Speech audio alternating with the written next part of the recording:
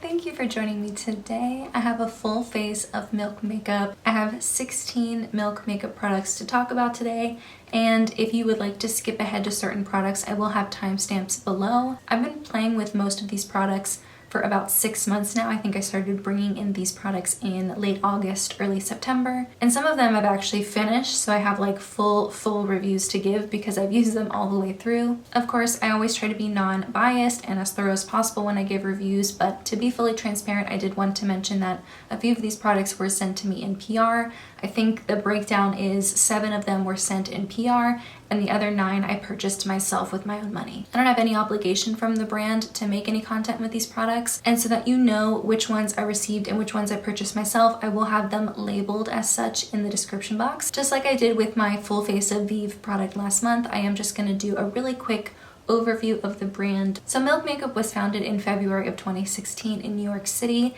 and it was founded by 4 people, so I'll have them listed on the screen. So Milk was founded by a co-founder, a product developer and COO, a creative director, and a beauty fashion editor and e-news correspondent. And the 4 of those people together founded Milk Studios, which is what they describe as a creative hub. And everything from Milk Makeup is 100% vegan, cruelty-free, and paraben-free. I'm going to start with the 3 primers that I have from the brand, and unfortunately I am starting on a pretty negative note.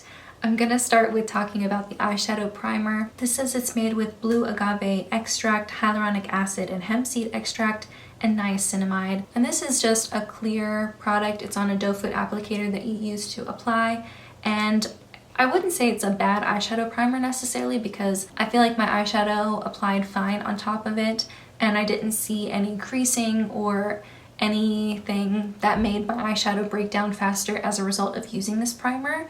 The reason I don't like it is because of the texture. When you put it on, I'll show you in the demo, when you put it on, it is clear on the skin, but when you blend it out or like move it around so that it fully covers your eyelid, it feels gritty. There's something about it. It feels velvety, but it has like a grit to it. And my eyelids are so thin and sensitive enough that using something so gritty on them just makes them very irritated. And I think you can see in that demo that my eyes are already kind of red and sensitive to begin with, but then when I put it on afterwards, I feel like my eyes looked even more irritated and not happy. And so while I'm sure it's fine and I could continue using it and it would be good as a primer, I just don't like that feeling. And on top of that, it retails for $25. Over the years, I have found a lot of really affordable eyeshadow primers that I like just as much as higher end ones that I've tried in the past. So I technically decluttered this from my collection a few weeks ago. I brought it back out just to talk about in today's video, but this is getting officially decluttered after today. The next 2 primers I have to talk about are face primers. I have both the Hydro Grip Primer and I have a sample size of the Pore Eclipse Mattifying Primer. So the Hydro Grip Primer comes in 3 different sizes. I have the full size for $38, and this is 45 milliliters or 1.5 fluid ounces. They sell a mini of this for $20, which is 0.33 fluid ounces or 10 milliliters. And then they also sell a jumbo size for $70, and that is 5.28 fluid ounces or 150 milliliters. This is made with aloe, hyaluronic acid, niacinamide, and hemp-derived cannabis seed extract. And from what I found, this is a water-based primer, and as a result, it looks really, really bad with some of the foundations I've tried. In fact, one of the first times I tried and really tested this product out, I wore it with the Smashbox Always On foundation, and it looked horrible. It pilled up, it was patchy, it caught onto certain spots and then wouldn't attach foundation to other spots, and it just looked so bad, and it really turned me off. I was like, oh no, this is actually horrible. I hate how this looks. Luckily, I wasn't really going anywhere that day, so I kind of just let it sit and saw how it worked throughout the day. And once I got more oily, it looked less patchy, but still not a good first impression by any means. And so I was very confused because a lot of people say that this is one of their favorite primers, even people who also are oily like me. And so I started looking it up because there must have been something that I was doing wrong. So I looked it up and I learned that this is a water-based primer, and so it works better with water-based foundations. So the next day I tried it with what I believe is a water-based foundation, and that's the Bare Minerals Bare Pro foundation. And it applied significantly better. And With the other foundations that I've tried, I tried it with powder foundations and it worked fine. Today I'm wearing it with this one from Charlotte Tilbury. As my foundation today, I have the Airbrush Flawless Foundation from Charlotte Tilbury in the shade 2 Neutral, and I mixed it with this green color corrector from Ulta Beauty just to take a little bit of the yellow out of it and make it a little bit lighter. And it worked really nicely with that too. I found that I haven't had that same trouble since with any of the other foundations that I have. So when you first apply it, you kind of need to work fast because it does get tacky pretty quickly. So I put it on, I rub it in, and then it feels a bit tacky, and then once it dries down, it doesn't really feel as tacky on the skin. It reminds me a lot of the e.l.f. Jelly Pop Primer if you've ever tried that. It's got a very similar type of texture and dry down process. On the Milk website, it gives clear instructions on how to wear this. It says blend a thin layer onto clean skin before makeup application. Let the formula set for 1 minute to absorb and activate grip for all day hold. Once I started using it in that way, I found that I was a lot happier with the results. And even though it does feel a bit tacky at first, which I'm not a fan of, it does eventually dry down and it doesn't feel like I have anything heavy on my skin. When it comes to longevity and all day grip and stuff like that, I can't really tell a major difference between days that I wear this and days that I don't. And the Milk website does say that this hydrating face primer works for all skin types, but we specifically recommend Hydro Grip Primer for normal to dry skin. There are a few other products from the line that are more mattifying, are better for oily skin types, and so I'm not going to dock points for that because it's not necessarily made for my skin type. There are quite a few products from the Milk makeup line, including this one, that almost have a slight paint scent. It smells kind of like kids paint, if you've ever smelled that before, like watered down kids paint. I'm assuming that's because there aren't a ton of like artificial fragrances in these products, not that I was able to find at least, and so this is just the scent of what the ingredients mixed together smells like. And it's not horrible, but it's just something to note. If you're really sensitive to things like that, I don't think that you would like it. The fact that it is finicky enough that I have to make sure I'm wearing the right products with it and I'm giving it enough time to work and I'm not applying too much, I'm not applying too little. It just seems like a little bit more work than I'm willing to handle. I don't think it's horrible once I figured out how to use it. I'm not gonna bring it out for special occasions where I know I need my makeup to be perfect just because it is a little bit too finicky. As for the Pore Eclipse primer, this one I was a little bit more pleasantly surprised by. I believe I got this packet just as a gift with purchase with one of my other orders. And when I saw Pore Eclipse Mattifying Primer, I assumed that it would be a lot like the Smashbox Photo Finish Primer, where it's a little bit more silicone-y, a little more velvety on the skin. But I was actually very pleasantly surprised to see that it reminds me a lot more of the Photo Finish Control Primer from Smashbox. And I really like this primer, so I was glad to see that it acts more like this than the other one. So just like the Hydro Grip Primer, this does also come in a mini. The full size is $38 and that is 1.3 fluid ounces. And then the mini is $20 and it's 0.68 fluid ounces. So the mini version of the Pore Eclipse primer is bigger than the one from the Hydro Grip Primer. I don't fully know what the ingredients mean, but I still wanted to mention them to you because I think it's kind of interesting. It does have niacinamide in it, but it also has bakuchiol. It does have niacinamide in it, but it also has bakuchiol, which helps to smooth skin texture. It has lentil extract, which helps control shine.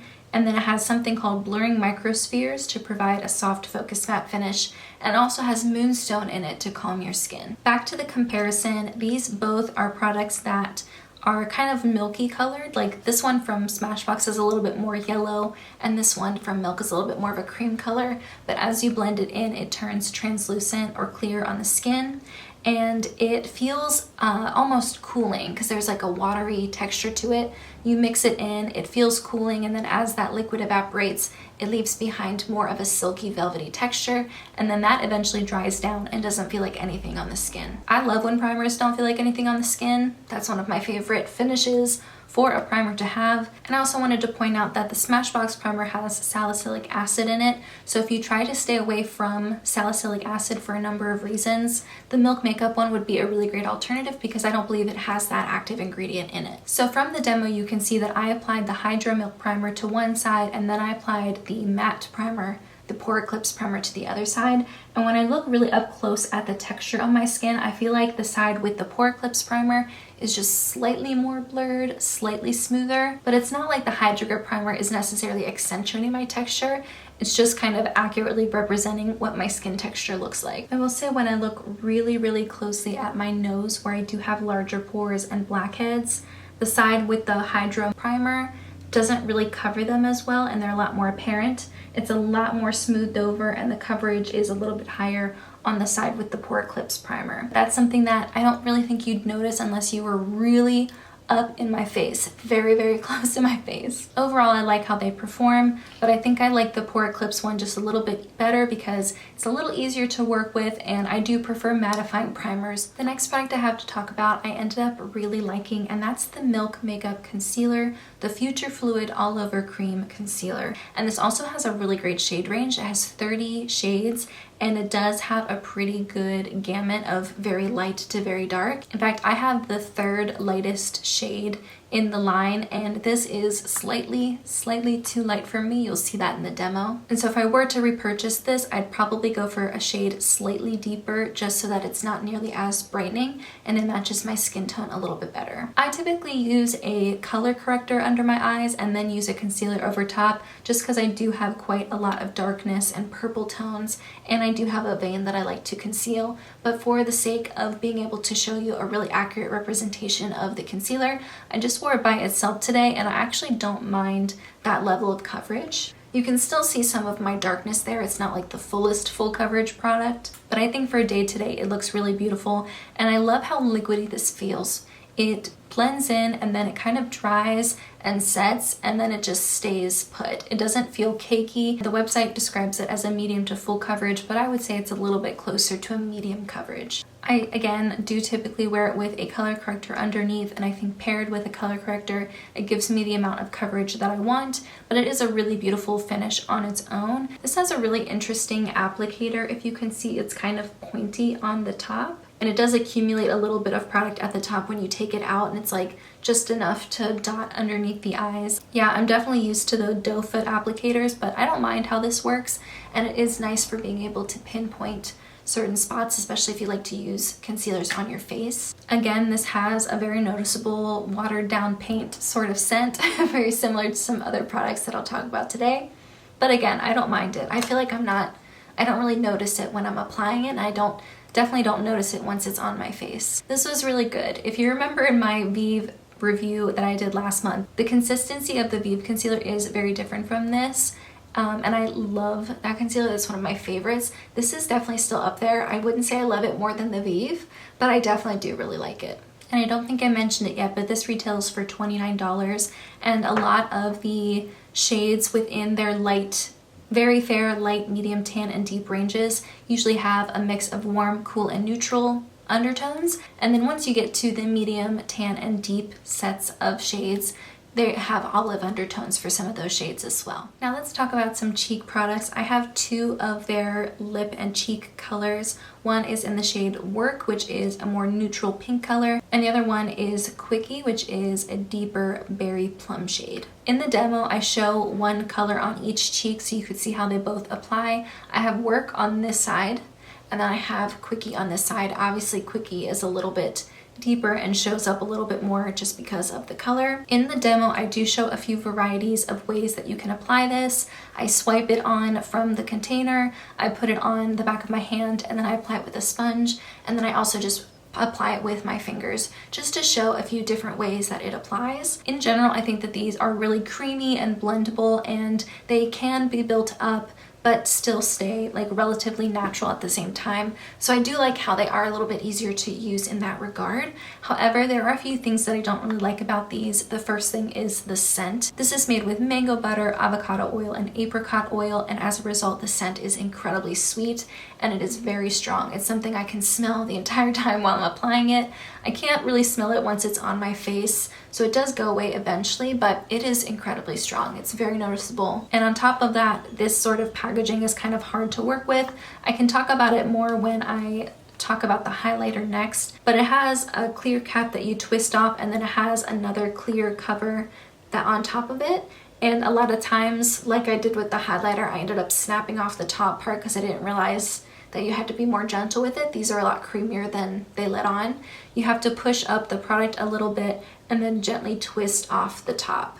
And I've seen them talk about this in social media posts. They're kind of doing some more, sending out some information on how to properly use these, because I think it's a mistake that a lot of people are making. But especially with these more pigmented shades like Quickie, I end up getting the product on my fingers and screwing it and unscrewing it and having to take off 2 separate lids to put it on, and it just seems like a ton of work versus some other cream blushes that I have that just are a little bit more intuitive. I understand why it has that second lid. It probably helps it last a lot longer, helps keep it creamy for longer, and so I will continue using it in the way that Milk Makeup recommends, but I did want to mention that the packaging is a little bit cumbersome. As for longevity, I wouldn't say that these are the longest lasting products, but I will say, being very oily, a lot of my products do just tend to go away throughout the day, and blush is typically one of the first things to go. And so I don't really have a ton of cream blushes in my collection that are super long lasting all day wear type of products, and with a cream blush it is relatively easy to reapply throughout the day,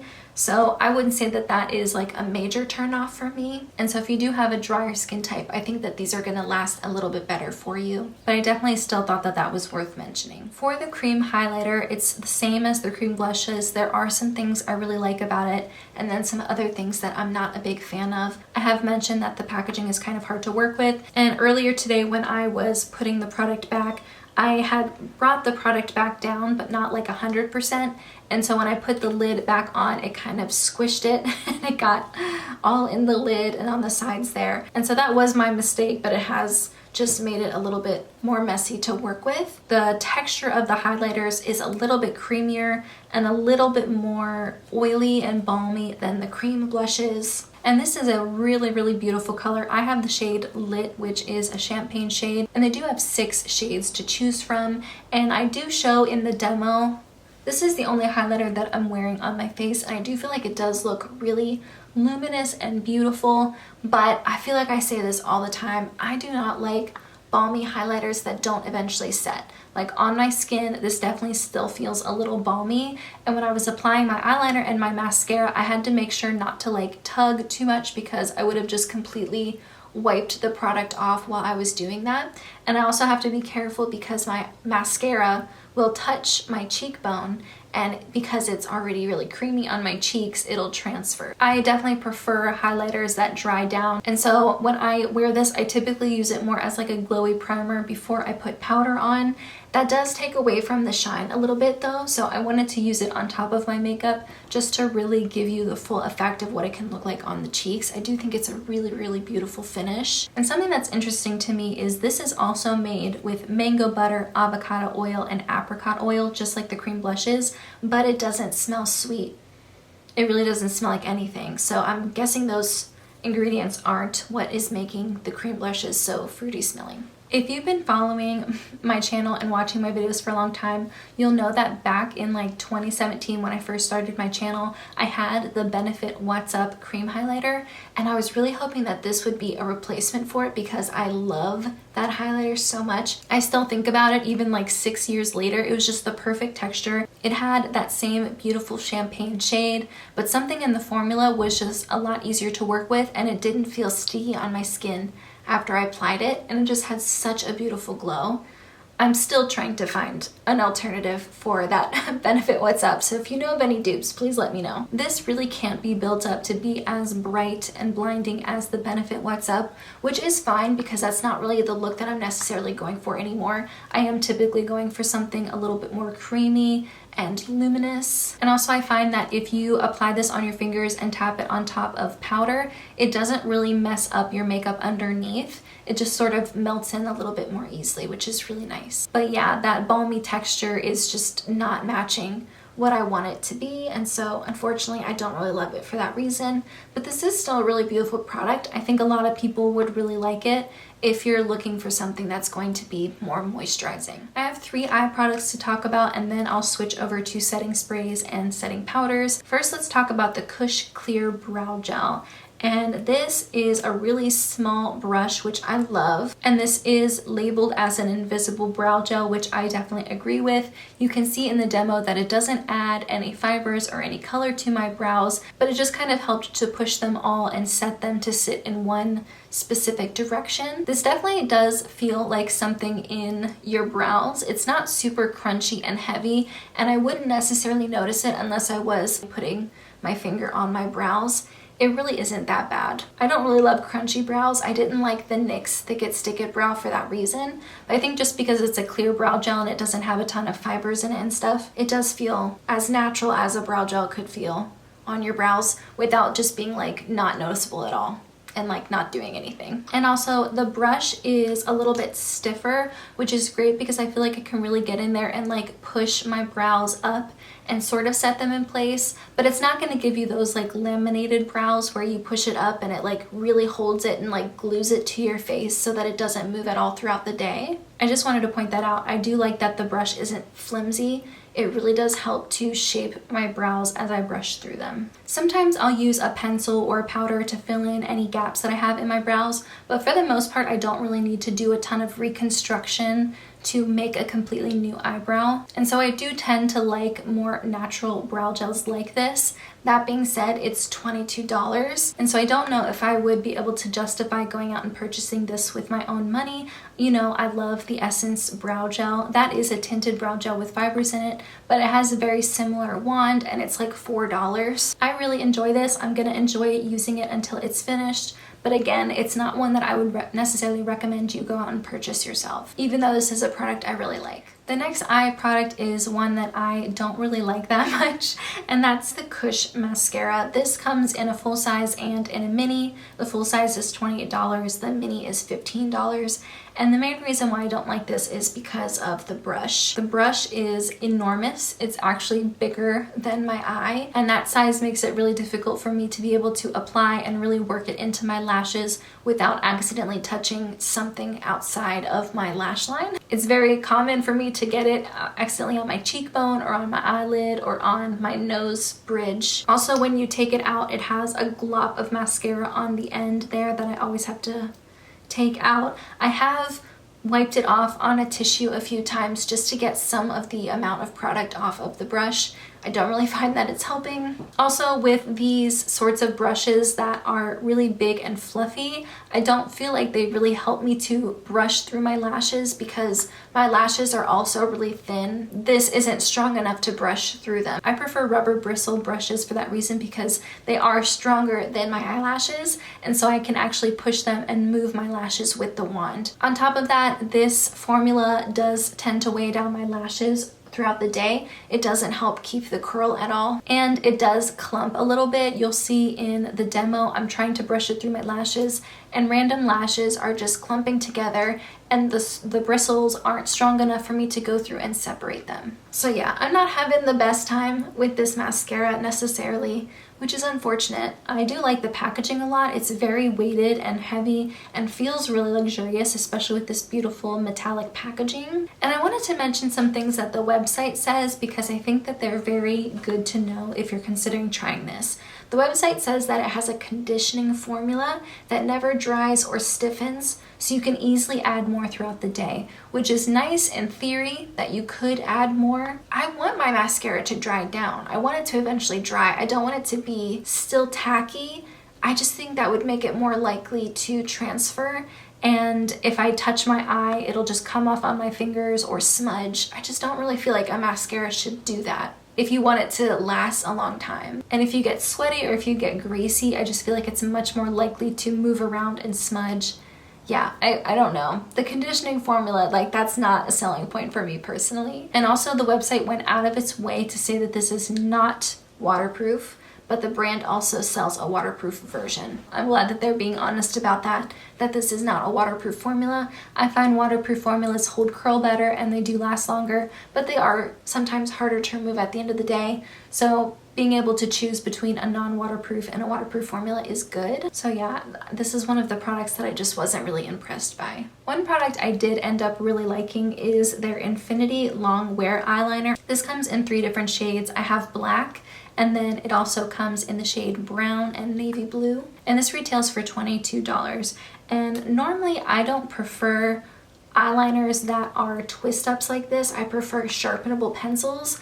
I feel like they're a lot easier to stay sharp, which if you can see, this one isn't sharp, but this does have a sharpener on it, so if I wanted to sharpen it and make it into a point, I could. But I also feel like liners that are in this sort of packaging are more likely to dry and fall out. I really like the matte shade. I think it's very opaque, and I do think that you can blend it out to make it a little bit more of like a smoky dark gray, or you can build it up and keep it black. I typically wear brown liners on a regular basis, and so when I want something a little bit more dramatic, I want my eyes to pop a little bit more, I will wear this black, and I really like it. And I typically focus most of my eyeliner on the upper inner lash line, and so I need something that is going to not be super smudgy and transfer. Like, I need it to dry eventually, and this does a really good job of doing that. It's not 100% transfer proof, but it's pretty close, and I would say the majority of the eyeliners I have aren't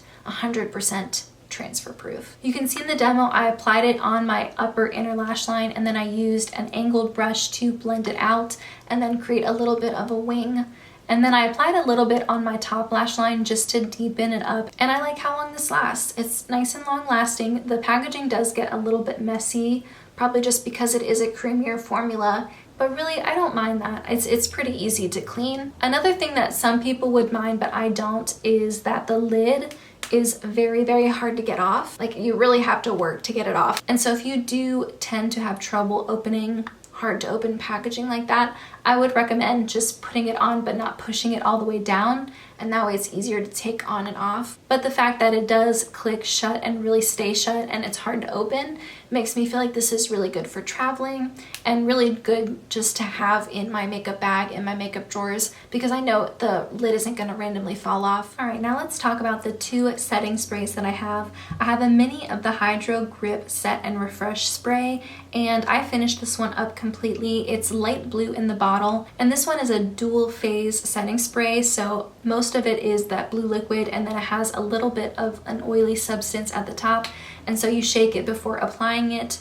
I don't know what the full sizes are like, but the mini I had did leak pretty bad, and also the cap is not very secure and it comes off very easily, and it doesn't look like it's cracked. It doesn't look like I broke the lid. I think that's just what the lid is like. And again, that's only for the mini. I don't know if the full size packaging is the same. The full size is $38 and it's 3.38 ounces or 100 milliliters, and the mini retails for $24 and is 1.69 ounces or 50 milliliters. Again, I get really oily, so I don't love these sort of refreshing dewy sprays, especially ones that are dual phase that have an oily substance in them. That does not work for my skin type. I don't need that extra glow. I'll get glowy on my own in time. And so I'm glad I only had the mini. I found that I liked this the best when the weather was really cold, when my skin was a little bit drier, and typically I would apply this once I have applied all my cream products, and then I would let it sit, and then I would put powder on top of it. So I would use it before powder, and that helped to keep it from getting too glowy while still helping to like melt my makeup together. Yeah, the website says that this is supposed to lock in makeup for 12 hours and hydrate skin with a dewy finish.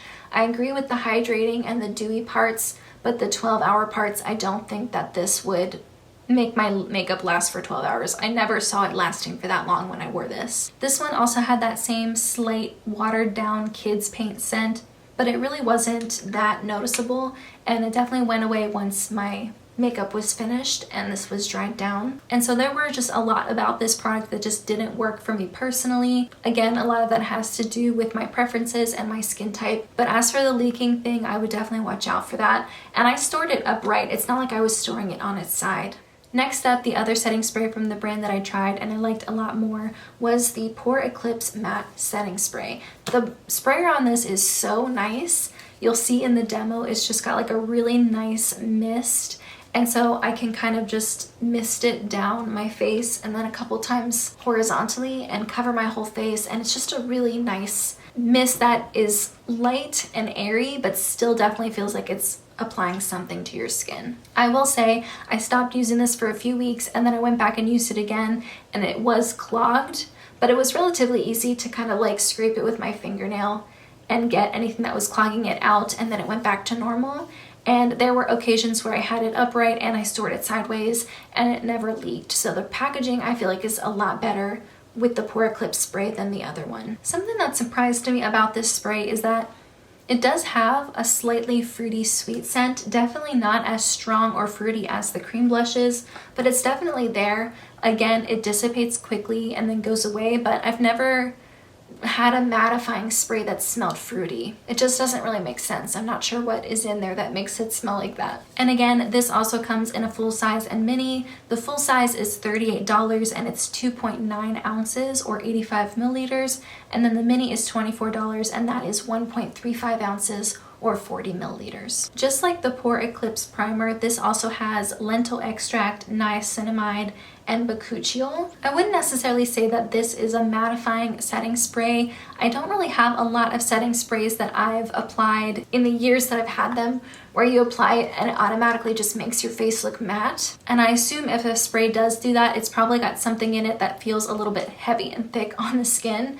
So I don't necessarily need a mattifying spray. I need something that's for long wearing and oil control, because likely I'm going to spray this and then once I'm finished, as like a final touch, I'll add like a powder to my T-zone just to help take down the shine a little bit in those areas. Overall, I do really enjoy this. The only thing that's holding me back from buying it again is that it is $38 and it's only 2.87 ounces. I have a lot of setting sprays that are either that same price or a little bit more affordable and it has more product in it. And I feel that way about quite a few of the products from this brand where I do like them, but I know alternatives that are more affordable and have more product in them, and that would keep me from making these products like my holy grail, because I know that I can get a similar product for a slightly lower price. But overall, I really did enjoy this. I'm gonna enjoy using it up, and I'm really glad I tried it. I think it's a beautiful product, but it doesn't beat out any of my other holy grail setting sprays.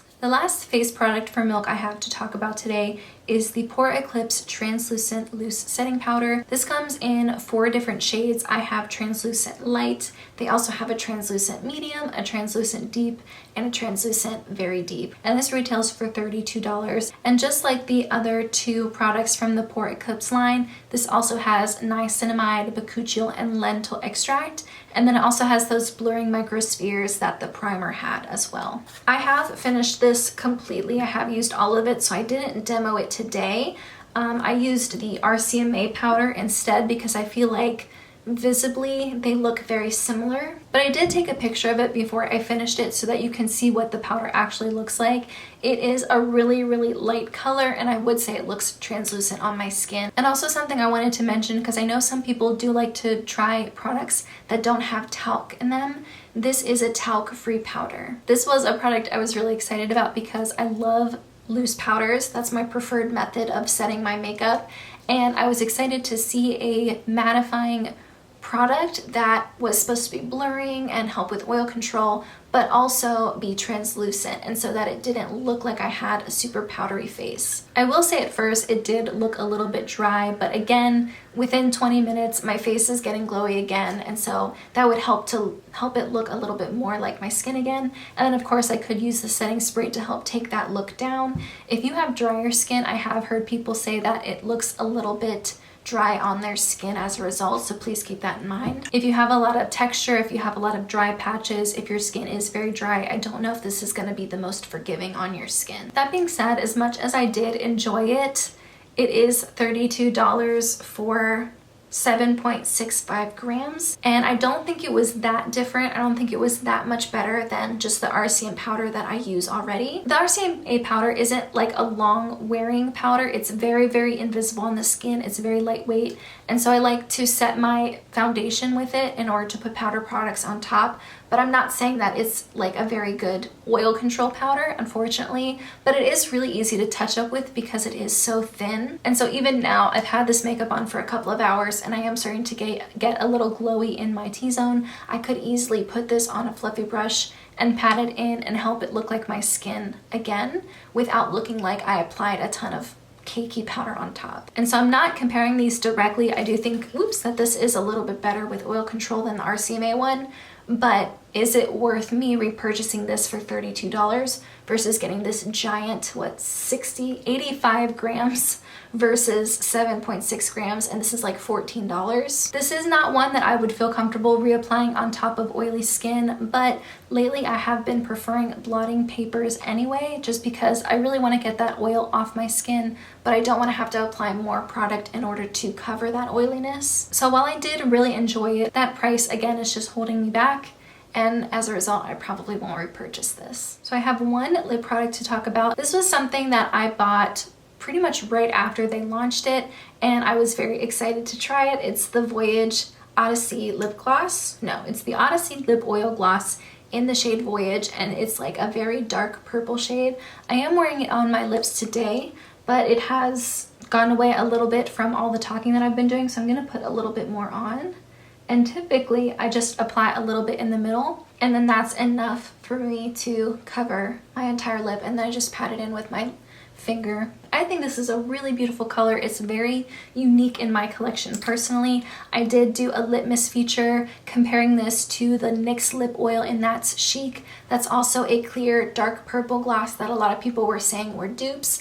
And so I did do a comparison in a litmus feature that I'll have linked above. This does have a very subtle sweet scent, kind of like a berry scent, which I think makes sense because this is made with jojoba oil, goji berry, and cloudberry seed oil. And even though this says it's a lip oil gloss, I do think it performs very much like a regular lip gloss.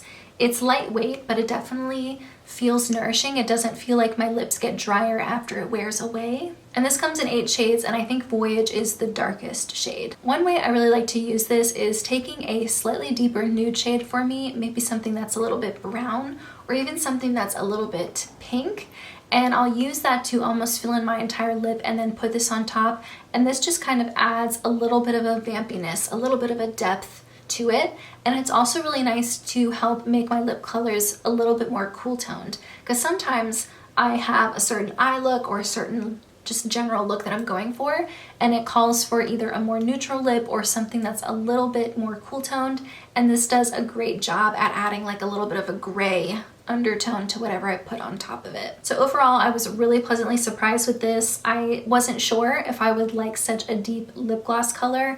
Again, I don't take it and smear it all over my lips because there is a lot on the actual applicator, and if I were to just apply it like I do with my nude glosses or my clear glosses, it would definitely be too much and probably spill out of my lip line. And I'm just a big fan. This is definitely one of my favorite things from the brand that I've tried. All right, I have 2 last products to talk about. I know this video is so long. The first one is more of a skincare item, and this is the Sunshine Oil.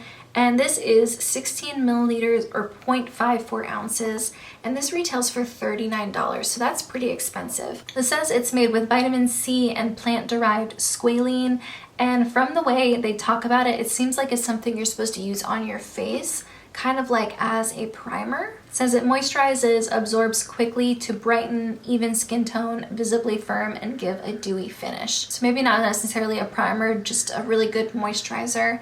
And this has citrus oils in it, so for that reason I don't use it on my face. I don't really think you're supposed to be putting citrus oils on your skin, especially if you're going to be going out into the sunlight. And so I'm already not using it the way that the brand recommends, so please just keep that in mind. But the main way that I use it is I mix it in with hand creams or body lotions to add a little bit more moisture to them, especially in these dry months. I don't think that this is the best packaging for an oil though. If you can see, it's sort of gunked up around the edges there, and it's definitely done that all over the lid. And the outside part of the packaging has gotten a little bit sticky from me using it so much because it's a very liquidy oil. You push down and the oil comes out that way. And it's hard to take out the oil and then put the lid back on without it getting really messy. I just think with this being such a liquidy oil, it's just not the best packaging to use with this.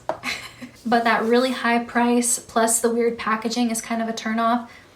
And lastly, it has a very slight citrusy scent, but it also just smells like old cooking oil. and maybe a little plasticky too. It's not horrible. Like, I'll definitely just finish using it up as a body moisturizer. And the very last product I did like a lot better, and that's the Hydro Ungrip Makeup Removing Cleansing Balm. And I love this beautiful green tub. It's really cute. And then inside it was just a regular light white creamy color like most cleansing balms have. It did a good job at removing my makeup. It didn't sting or irritate my eyes when I used it around my eyes. This is made with blue agave extract, soybean oil, sunflower oil, hemp seed extract, hyaluronic acid, and aloe. And the main two things about this product that I don't love are, number one, the price. This is $36 for 3.2 fluid ounces. And I do know a lot of more affordable balms that I like just as much as this. So that holds me back from purchasing it, but also this left just the slightest, and I mean just the slightest little bit of a film when you rinsed it off. It didn't fully emulsify and rinse off, and that doesn't really matter to me in the long run because when I use a cleansing balm, I use a cleanser after it. I do a double cleanse in order to make sure all the makeup is removed and my skin is clean. And so if you do the same thing, I don't think you're really going to notice it either, but if you use it by itself, know that it's not going to come off 100% clean. It's going to leave a tiny little something there. Really, it's like I'm just mentioning it so that I can be thorough and give you my full review. I would say the majority of the balms I've tried in the past do that. I feel like the e.l.f. one doesn't do that, but that's the only one that's really coming to my mind that doesn't do that. But again, that's a more affordable balm that does a very similar makeup removal job as this one, and so I'm always going to go for that one over this. This one, again, just smelled like whatever ingredients were in it. It didn't have any added fragrance. And so as a result, it did smell a tiny bit plasticky, but again, it really wasn't anything noticeable, nothing that was bothering me or bothering my eyes or skin as I was removing makeup. So yeah, I think it is really just the price that's kind of holding me back from giving this a really, really great review. Oh my goodness. Okay, so if I were to try to rank these or group them into favorites and least favorites. Okay, so I have these sort of broken into categories where I have like absolutely love, really, really enjoyed, and then I have some that I really liked but I probably wouldn't get again, and then I have some that were just okay, kind of middle of the road, and then products that I didn't like. And so for my very top favorite ones, I really like the lip gloss. I think this is a really beautiful formula. I love this color, no complaints, great, great gloss. I really like the concealer as well. I think if I got a shade that matched my skin tone a little bit better, this would be like a favorite as well. I really like the eyeliner. I would say products that I like but aren't like at the very top would be the Pore Eclipse setting spray, the Pore Eclipse primer, and the clear brow gel. Products that I would say are solid but not for me would be the Hydro Grip primer, the cleansing balm, the powder, and the 3 cream cheek products, the 2 cream blushes and the highlighter. And then I would also throw the Hydro Grip setting spray and the sunshine oil into that category, but they're kind of lower in that category. And then the 2 products from the brand that I just didn't like at all are the mascara and the eyeshadow primer. Overall, I am happy with the makeup look that I got today from all the Milk makeup products that I used. But there are just definitely some clear winners, and that's everything I have. I hope you have a great rest of your day. I hope you enjoyed this video, and I will see you in the next one.